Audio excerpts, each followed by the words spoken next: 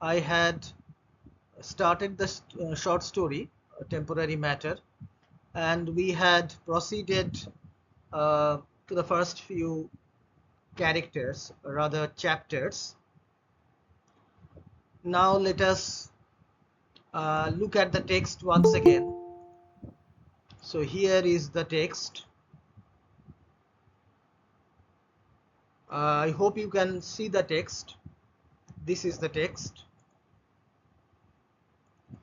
and uh, as far as I recall, uh, I had read till this particular paragraph where Shukumar was writing his dissertation, and his supervisor, he had told him that you should be able to wrap things up by next September. Now let us proceed with the story. But nothing was pushing Shukumar. Instead, he thought of how he and Shobha had become experts at avoiding each other in their 3-bedroom house.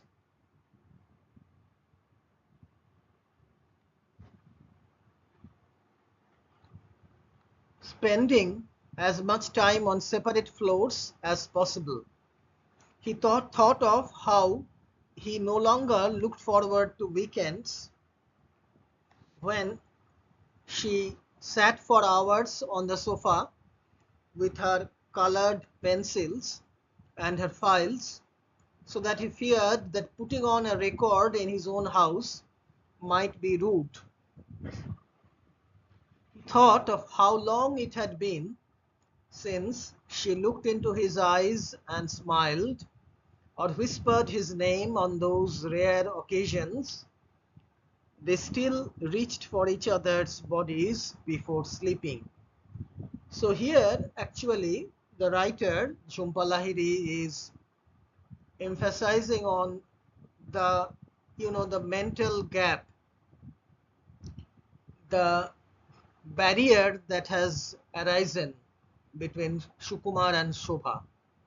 So they no longer wanted to be with each other, and Shobha was busy with her work, with her proofreading work, and so much so that Shukumar, he sometimes felt hesitant uh, whether he should put on a record, he should listen to some music. So the connection between them has disappeared. In the beginning, he had believed that it would pass, that he and Shobha would get through it all somehow. She was only 33. She was strong, on her feet again. But it wasn't a consolation. It was often nearly lunchtime when Shukumar would finally pull himself out of bed and head downstairs to the coffee pot, pouring out the extra bit Shobha left for him, along with an empty mug on the countertop. So uh,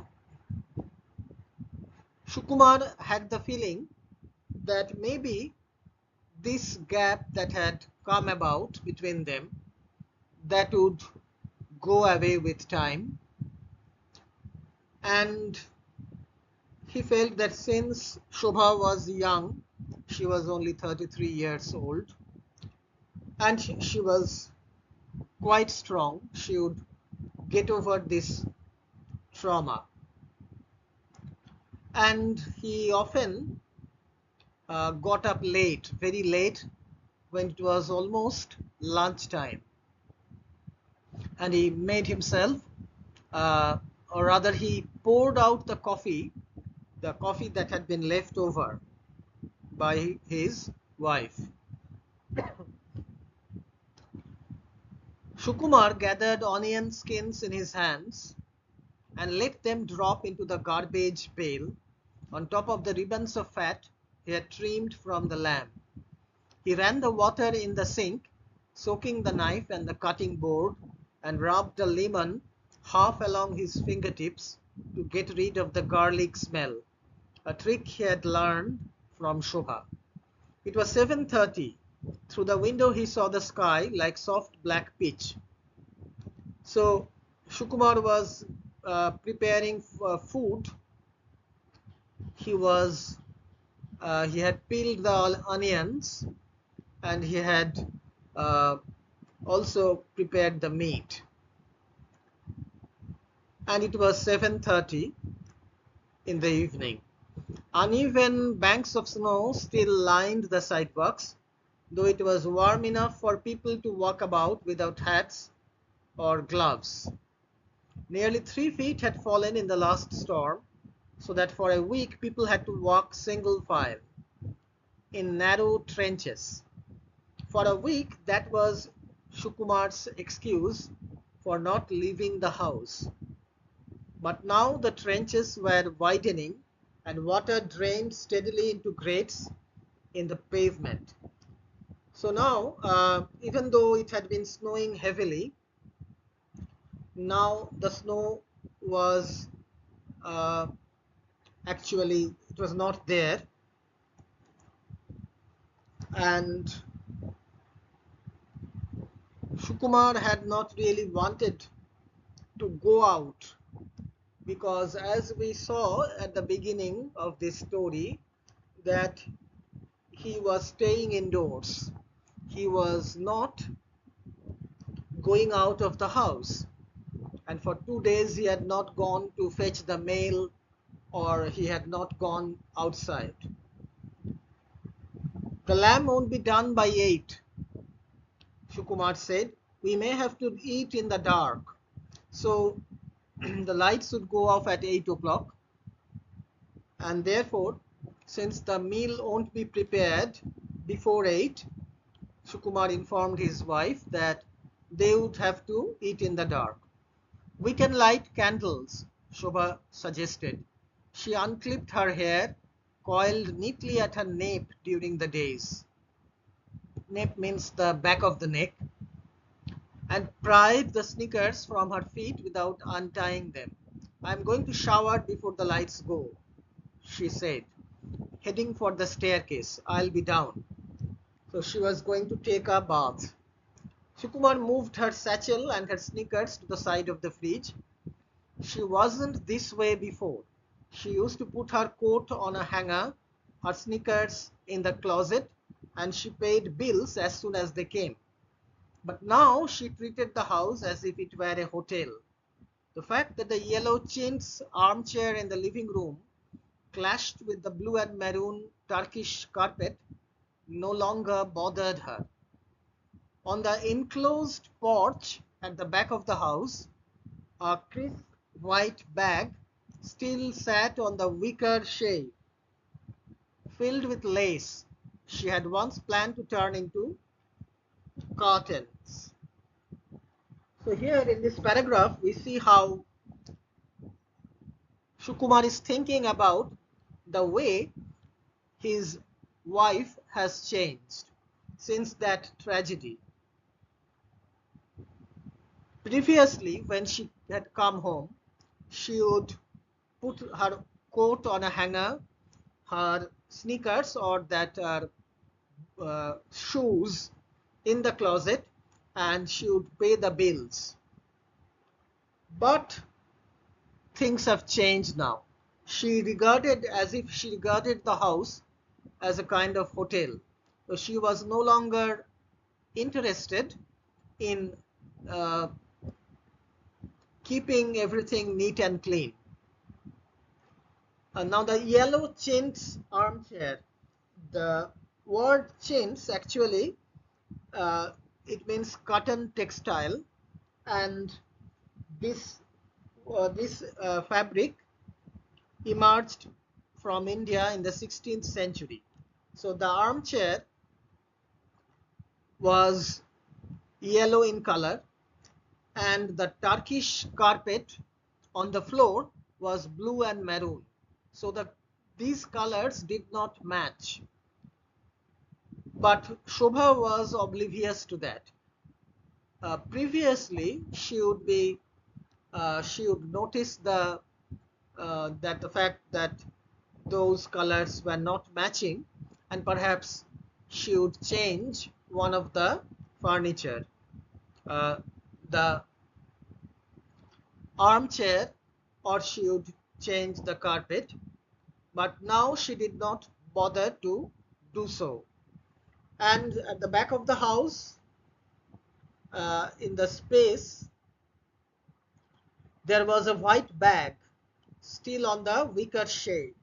The shay is a kind of a sofa that was there, and on the sofa there was this bag where it was filled with lace, and Shobha had once bought this lace as she had wanted to make them into curtains, but she had either forgotten about that bag, or she was not interested in making the lace into curtains anymore.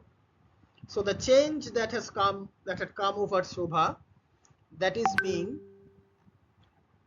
emphasized here. While Shobha showered, Shukumar went into the downstairs bathroom and found a new toothbrush in its box beneath the sink. The cheap, stiff bristles hurt his gums. He spit some blood into the basin. The spare brush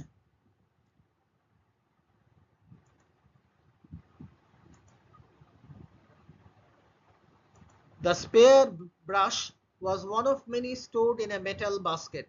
Shobha had bought them once when they were on sale, in the event that a visitor decided at the last minute to spend the night. So now that the upstairs bathroom was occupied, Shukumar goes downstairs and he starts to brush his teeth with a cheap toothbrush, and as a result the bristles hurt his gum and he spit some blood. And these toothbrushes were bought by his wife earlier. If in an emergency, if any visitor wanted to stay on.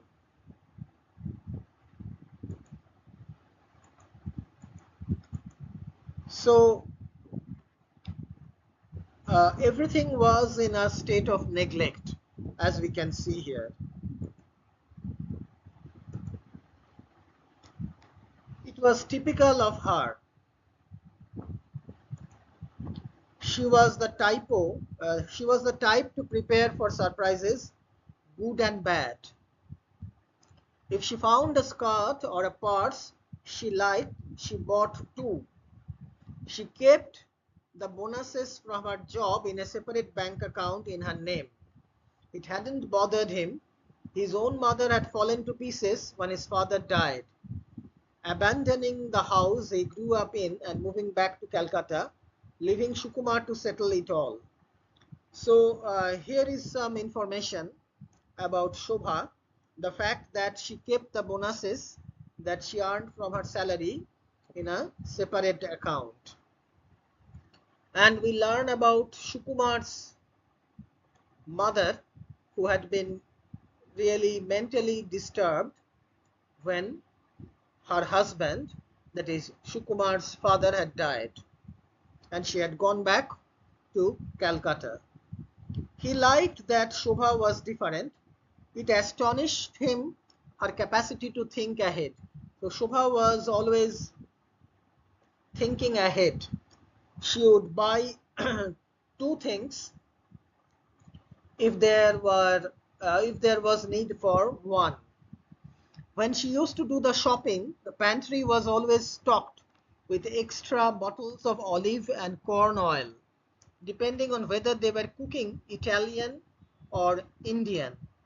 So olive oil or corn oil, it was always full.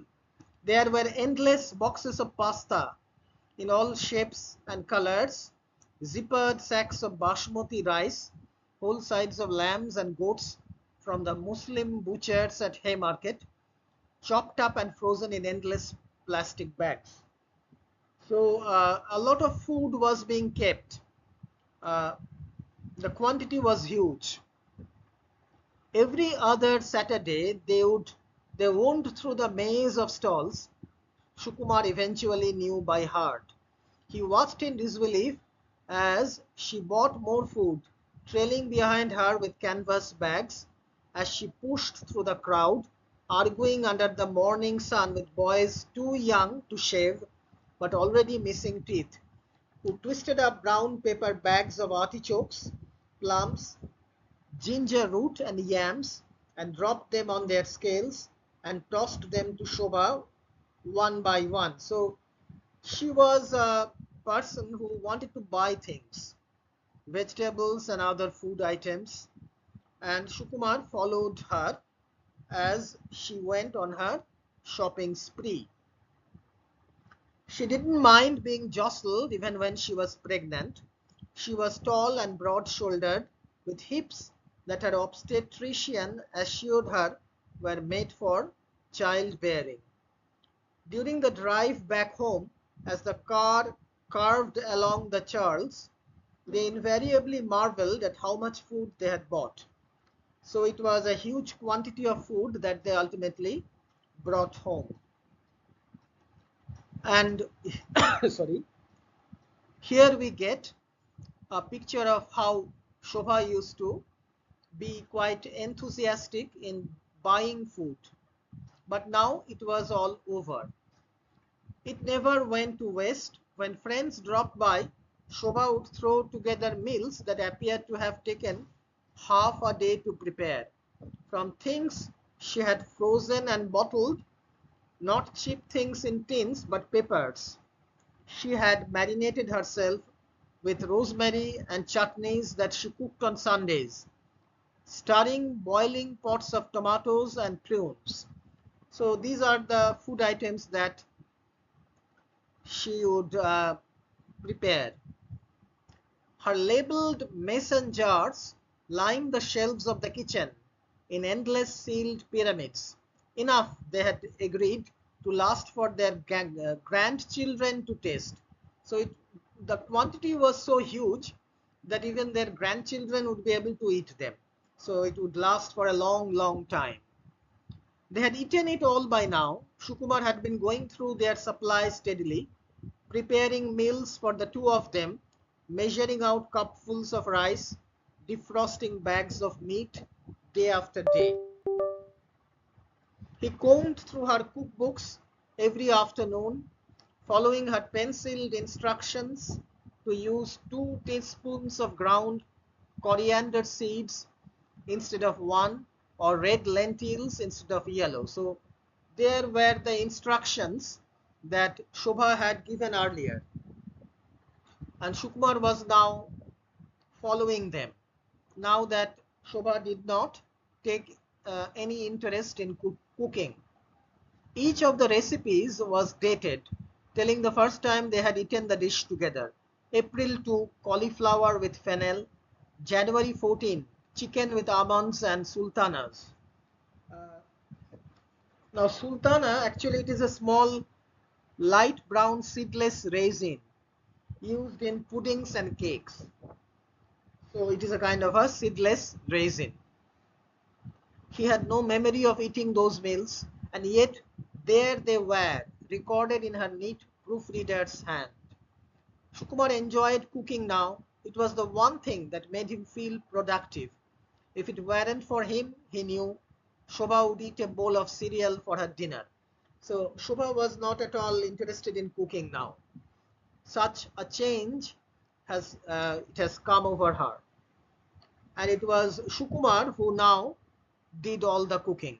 And he enjoyed doing the dishes, actually preparing the meals. Tonight, with no lights, they would have to eat together. For months now, they had served themselves from the stove, and he had taken his plate into his study, letting the meal grow cold on his desk before shoving it into his mouth without pause. while Shobha took her plate to the living room and watched game shows or proofread files with her arsenal of colored pencils at hand. So they ate separately. But now, since the lights were not there, they would have to sit and eat together. At some point in the evening, she visited him. When he heard her approach, he would put away his novel and begin typing sentences. She would rest her hands on his shoulders and stare with him into the blue glow of the computer screen. "Don't work too hard," she would say after a minute or two, and head off to bed. It was the one time in the day she sought him out, and yet he had come to dread it. He knew it was something she forced herself to do. She would look around the walls of the room, which they had decorated together last summer, with a border of marching ducks and rabbits, playing trumpets and drums. By the end of August, there was a cherry crib under the window,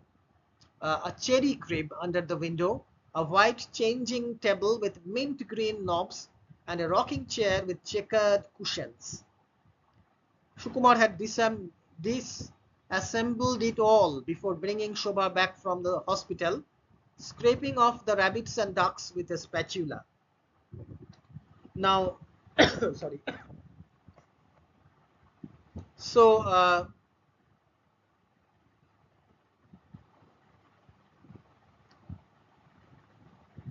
okay. As you can see, that uh, things had changed drastically.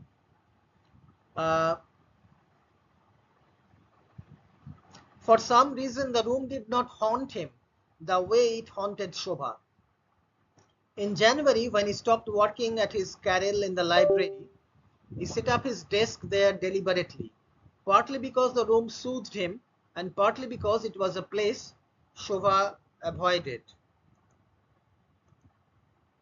So, actually, as you can see here,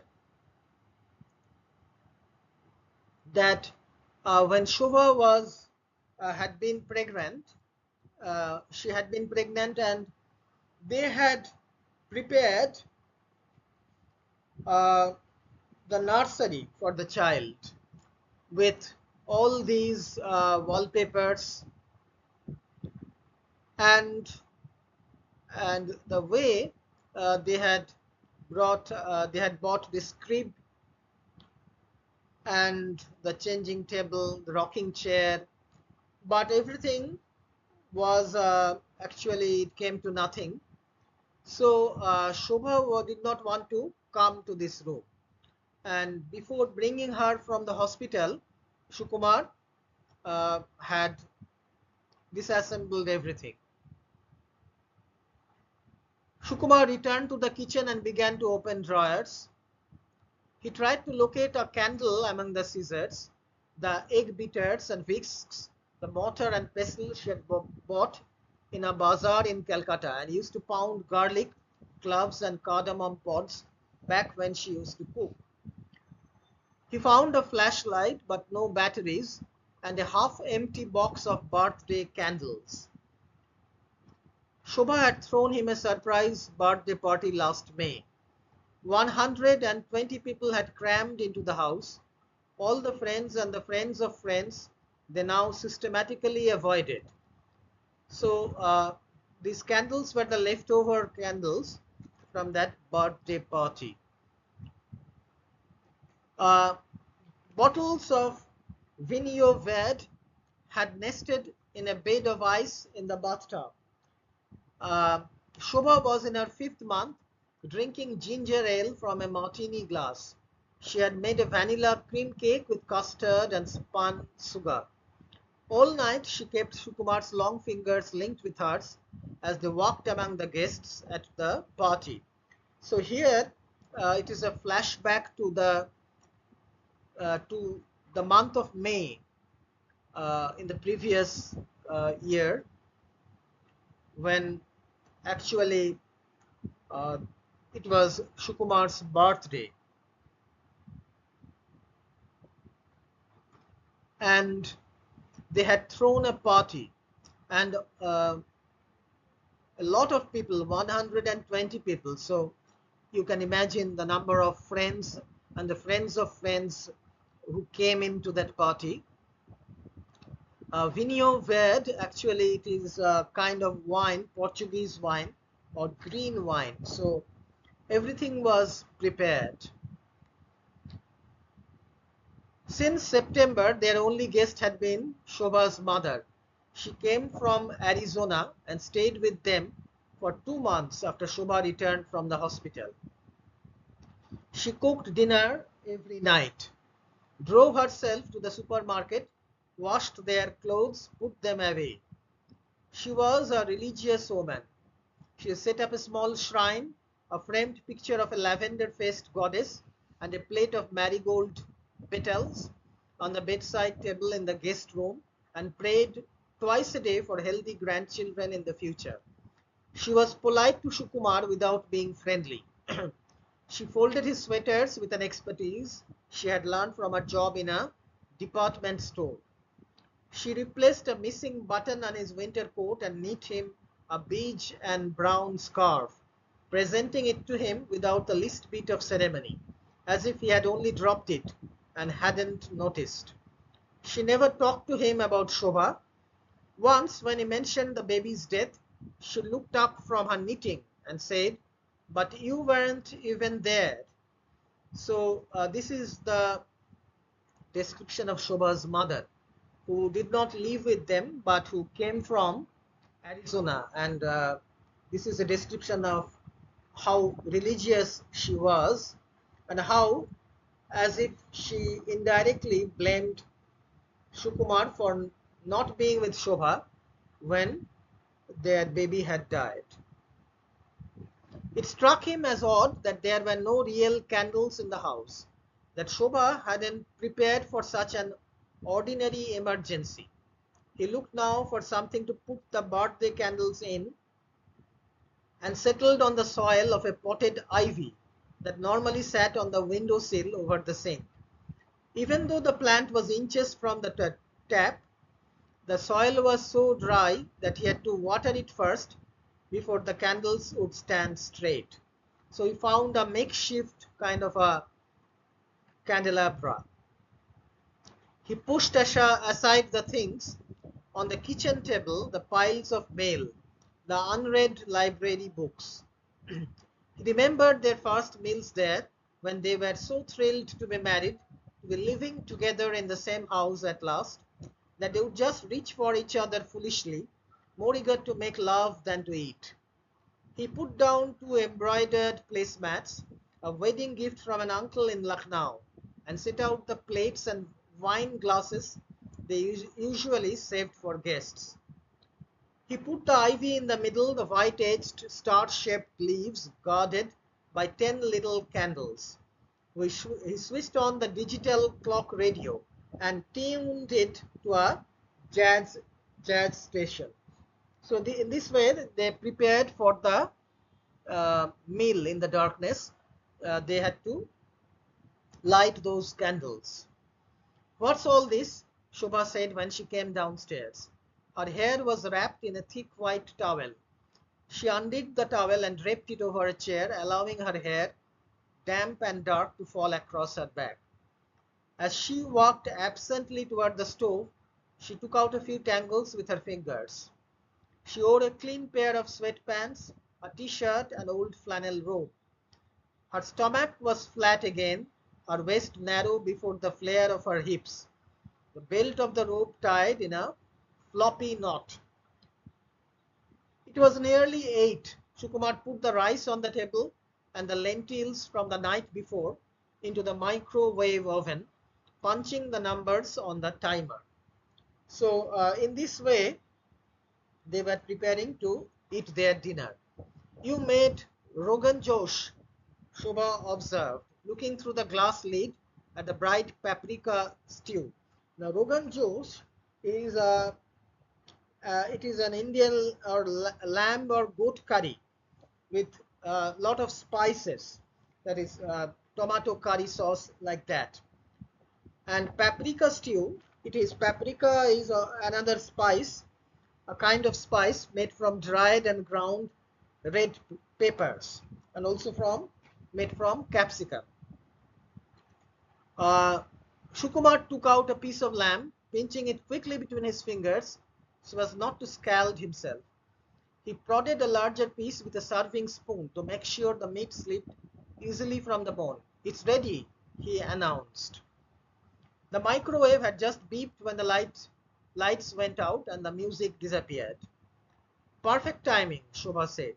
So the lights went out at 8 in the night.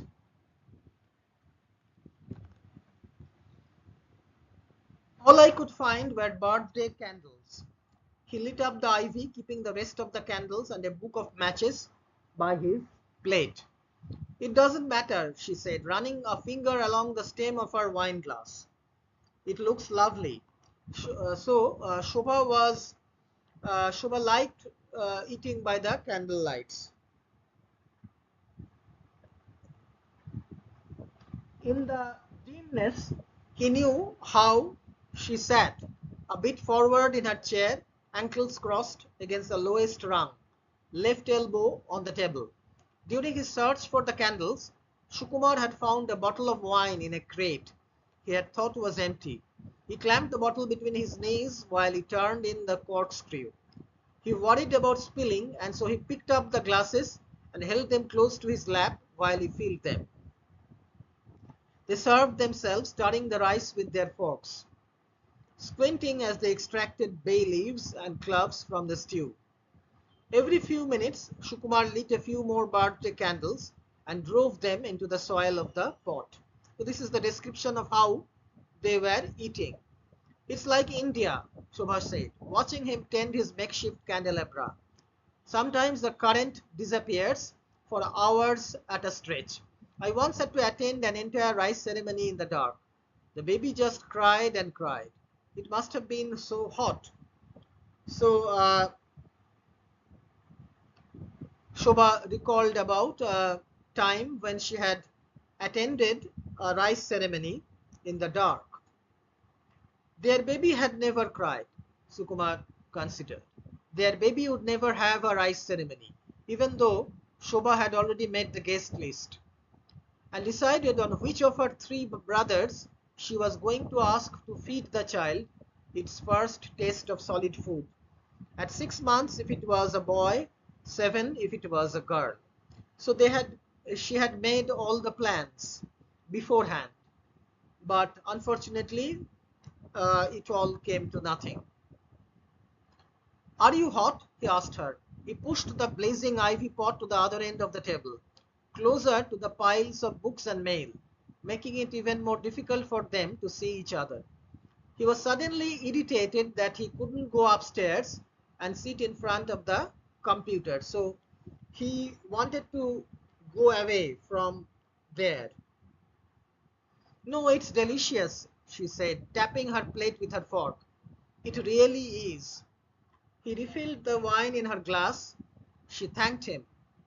They weren't like this before. Now he had to struggle to say something that interested her, something that made her look up from her plate or from her proofreading files. Eventually he gave up trying to amuse her. He learned not to mind the silences. So Shukumar wanted to say something, but he couldn't find anything to say. "I remember during power failures at my grandmother's house, we all had to say something," Shobha continued. He could barely see her face, but from her tone he knew her eyes were narrowed, as if trying to focus on a distant object. It was a habit of hers. "Like what?" "I don't know. A little poem, a joke, a fact about the world. For some reason, my relatives always wanted me to tell them the names of my friends in America. I don't know why the information was so interesting to them. The last time I saw my aunt, she asked after 4 girls I went to elementary school with in Tucson. I barely remember them now." So here Shobha remembers that in her grandmother's house in Kolkata, when she visited her grandmother, during power cuts, they had to play a kind of a game, had to say something. Shukumar hadn't spent as much time in India as Shobha had.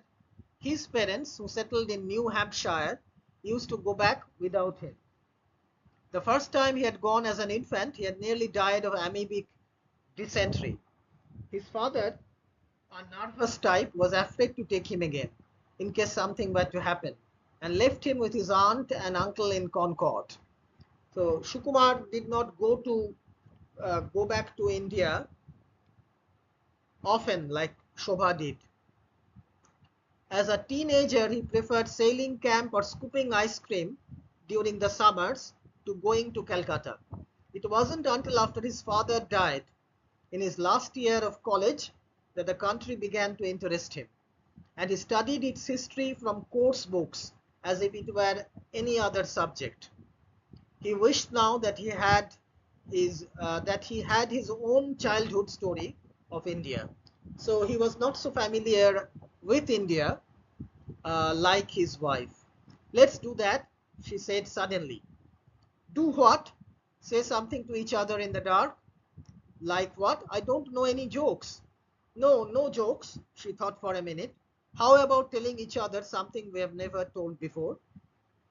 I used to play this game in high school, Shukumar recalled, when I got drunk. So they were going to tell each other something that they had kept secret till now. You are thinking of truth or dare. This is different. Okay, I'll start. She took a sip of wine. The first time I was alone in your apartment, I looked in your address book to see if you had written me in. I think we had known each other 2 weeks. Where was I? You went to answer the telephone in the other room. It was your mother, and I figured it would be a long call. I wanted to know if you had promoted me from the margins of your newspaper. Had I? No, but I didn't give up on you. Now it's your turn. So this is what she had done when they were dating. He couldn't think of anything, but Shobha was waiting for him to speak. She hadn't appeared so determined in months. What was there left to say to her? He thought back to their first meeting 4 years earlier at a lecture hall in Cambridge, where a group of Bengali poets were giving a recital. They had ended up side by side on folding wooden chairs. Shukumar was soon bored. He was unable to decipher the literary diction and couldn't join the rest of the audience as they sighed and nodded solemnly after certain phrases. Peering at the newspaper folded in his lap, he studied the temperatures of cities around the world. 91 degrees in Singapore, yesterday 51 in Stockholm. When he turned his head to the left, he saw a woman next to him making a grocery list on the back of a folder, and was startled to find that she was beautiful. So this is the first time that Shukumar and Shobha had met in a lecture hall in Cambridge, where the Bengali poets were reciting their poems. Okay, he said, remembering, the first time we went out to dinner to the Portuguese place, I forgot to tip the waiter. I went back the next morning, found out his name, left money with the manager. You went all the way back to Somerville just to tip a waiter. I took a cab. Why did you forget to tip the waiter? The birthday candles had burned out, but he pictured her face clearly in the dark, the wide tilting eyes, the full grape-toned lips, the fall at age 2 from her high chair still visible as a comma on her chin. Each day, Shukumar noticed, her beauty, which had once overwhelmed him, seemed to fade. The cosmetics that had seemed superfluous were necessary now, not to improve her, but to define her somehow. So there was a change that was coming over Shobha. By the end of the meal, I had a funny feeling that I might marry you, he said, admitting it to himself as well as to her for the first time. It must have distracted me. That is why he had forgotten to tip the waiter. The next night, Shobha came home earlier than usual. There was lamb left over from the evening before, and Sukumar heated it up so that they were able to eat by 7. He had gone out that day through the melting snow and bought a packet of taper candles from the corner store and batteries to fit the flashlight. So the birthday candles were no longer there, and he had to buy candles and batteries for the flashlight. He had the candles ready on the countertop, standing in brass holders shaped like lotuses, but they ate under the glow of the copper-shaded ceiling lamp that hung over the table. When they had finished eating, Sukumar was surprised to see that Shobha was stacking her plate on top of his and then carrying them over to the sink. He had assumed she would retreat to the living room behind her barricade of files. "Don't worry about the dishes," he said, taking them from her hands. "It seems silly not to," she replied, pouring a drop of detergent onto a sponge. "It's nearly 8 o'clock. So she was going to wash the dishes. His heart quickened. All day Sukumar had looked forward to the lights going out. He thought about what Shobha had said the night before, about looking in his address book. It felt good to remember her as she was then. How bold yet nervous she had been when they first met. How hopeful. They stood side by side at the sink, their reflections fitting together in the frame of the window. It made him shy, the way he felt the first time they stood together in a mirror. He couldn't recall the last time they had been photographed. They had stopped attending parties, went nowhere together. The film in his camera still contained pictures of Shobha in the year when she was pregnant. So they had not gone together to places, and it was a bit awkward for them now to be together. After after finishing the dishes, they leaned against the counter, drying their hands on either end of a towel. At 8 o'clock, the house went black. Sukumar lit the wicks of the candles, impressed by their long, steady flames. "Let's sit outside," Shobha said. "I think it's still warm still." They each took a candle and sat down on the steps. It seemed strange to be sitting outside with patches of snow still on the ground, but everyone was out of their houses tonight, the air fresh enough to make people restless. Screen doors opened and closed. A small parade of neighbors passed by with flashlights. So it was a time when the locality was in darkness, and their neighbors were out in the streets. "We're going to the bookstore to browse," a silver-haired man called out. He was walking with his wife, a thin woman in a windbreaker, and holding a dog on a leash. A windbreaker is a wind cheater, a kind of a jacket. They were the Bradfords, and they had tucked a sympathy card into Shobha and Sukumar's mailbox back in September. "I hear they've got their power." So they were going to the bookstore. "They had better," Sukumar said, "or you will be browsing in the dark." The woman laughed, slipping her arm through the crook of her husband's elbow. "Want to join us?" "No thanks," Shobha and Sukumar called out together. It surprised Sukumar that his words matched hers. So their neighbors were going to the bookstore, but Sukumar and Shobha were still sitting there. So let us stop here today, and here